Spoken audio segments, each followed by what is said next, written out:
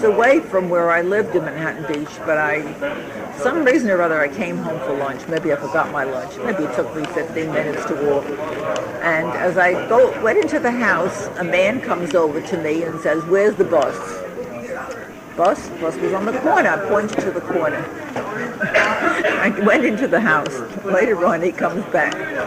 My mother says he was looking for the boss. He wanted my father, but he pronounced it the boss. He wears the bus. I'm tired.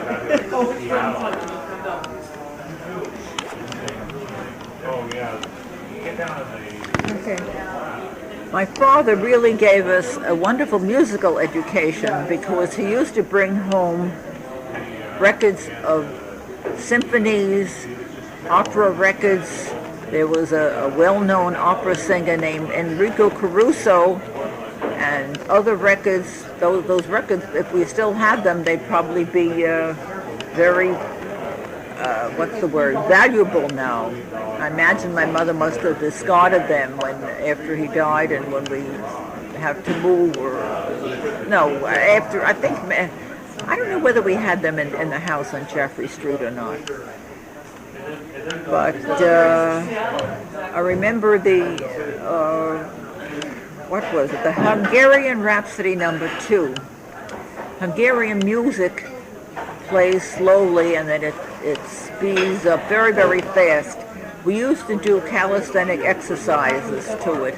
Remember, you, me, and my sister Blanche, and maybe my brother, I'm not sure.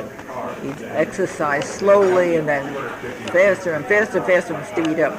But as a result of this music education, when in school, in elementary school, they used to have what they called music appreciation. What they would do is play records to familiarize ourselves with the classics, and then we would have to recognize them when they played them again. And I knew them all because my father had brought the music home. Is that 5 minutes yet? What was his personality like? Was he quiet? He was on the quiet side, yes. Yeah, quiet. Trying to think.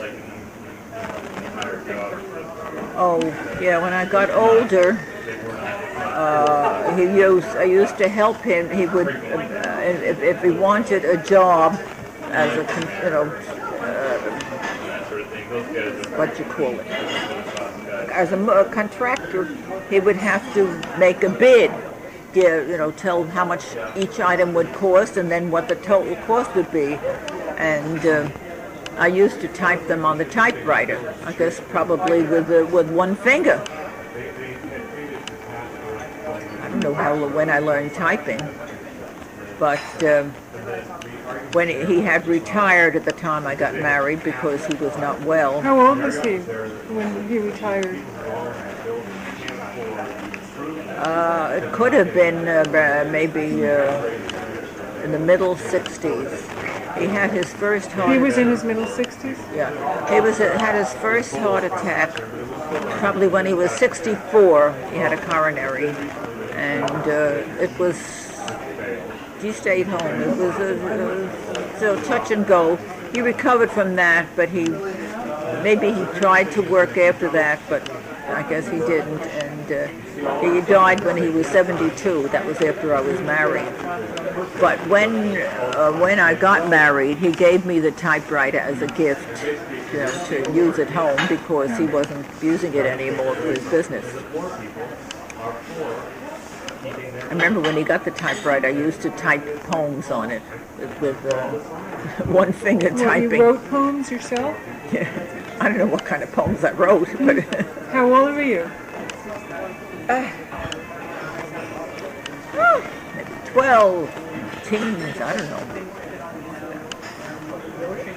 Yeah, I went to Hebrew school when I was... my mother sent me to Hebrew school. She wanted my brother to go to Hebrew school to be ready for his bar mitzvah. He didn't take to it very well, but I did. We used to go 4 days a week after school, come home sometimes in the dark in the winter. 10 blocks from the synagogue to the You temple to my went house. to hymn school? Yeah, 4 days a week. And then Friday night I go to Friday night services, and Saturday morning to Saturday morning services, and Sunday to Sunday school. A whole, that was just for about 2 years. And then when I was 12, I was confirmed. And later on, I taught Sunday school, and also when I graduated from college, for about a year, I worked as a secretary to the rabbi there. And my first job was to there were postcards he sent to the congregation about activities, and in order to get the ink from the mimeograph dry, put the cards into an oven, to warm up. And I burned up the first set of cards. He didn't fire me.